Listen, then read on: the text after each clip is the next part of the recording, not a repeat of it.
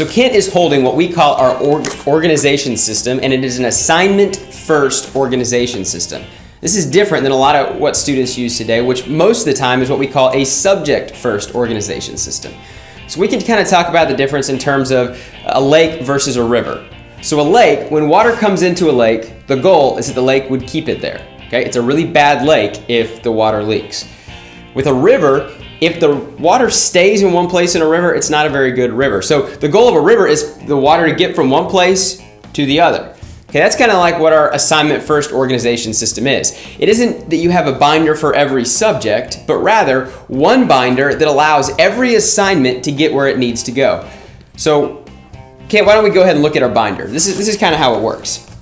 You have an opening. When you open it up, you've got one pocket, okay? In this pocket, we're going to keep every unfinished assignment. If you have an assignment that hasn't been done, boom, right there, okay? When you get home, you do your homework. If it's empty, you're good to go. If there's anything in here, it means you've got homework. Okay? When you finish an assignment here, we're going to move it into our finished assignment pockets.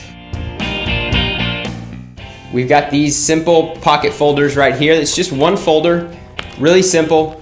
You're able to divide these out by subjects. In our unfinished assignment folder, we don't care what subject. All of our unfinished assignments go here. Here, we care what subject because you need to be able to find it when you turn it in. So it's kind of a holding area for turning an assignment in. Then, once we finish these, we're going to move on back here. We'll get back to the notebook paper here shortly. Move back to our back pocket. This is where all of our graded assignments go. Your teacher hands you a graded assignment frequently, I'm sure, because you have a lot of homework, and so you're going to put it right there. Now, it's not going to stay there for very long. In fact, we're going to move it there as soon as we can to our final resting place for graded assignments, which is our file folder. It's an expanding folder. You can keep it separated by subjects. It's really easy. It's got tabs. Okay, it's nice, and it gets huge. Okay, I've got one of these at home that's like 5 inches wide and about 17 pounds. Okay, it's great. It's easy. Super cheap.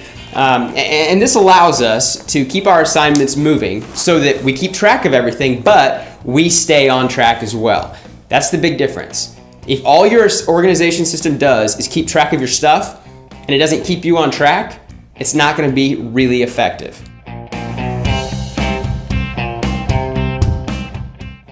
So one small wrinkle here. What do you do if your teacher gives you an assignment but there's no worksheet? Right? You don't have a piece of paper that you can put somewhere. Well, that's what our paper here at the back of our binder is actually for. Your teacher writes something on the board, you have a test, you have a book assignment, something like that. Take a piece of loose leaf paper from the back, write your assignment on it, stick it right there in the front. Every assignment that you have should be in your unfinished assignment pocket. If you do this every single time, make sure that every assignment you get goes into that unfinished assignment pocket, you'll never miss an assignment, which means fewer zeros, which means better grades.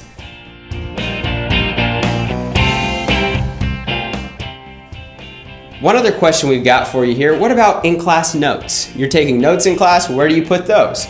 Kent, let's see our notebook here. We've got one massive notebook. Okay, this is a 5-subject college rule notebook. It's great because the dividers actually have pockets in it.